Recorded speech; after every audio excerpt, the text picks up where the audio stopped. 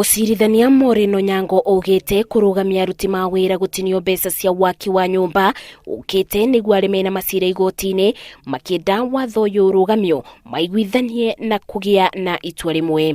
Interim orders therefore will remain in force to that date. The application dated 18th April 2019 will also be heard on 20th May 2019. Ciira wa kurugamia kurengwo kwa mbeca ici watwaritwo ria mbere igoti-ini ni ngwataniro ya ciama cia aruti wa wira kutu kuria thirikari yaingirire na kuregana na riendekithia riri niguo kubeo rutha rwa kuutwo watho wa andiko na andikani kwanjia kurengwo mbeca muthia-ini wa mweri uyu turi.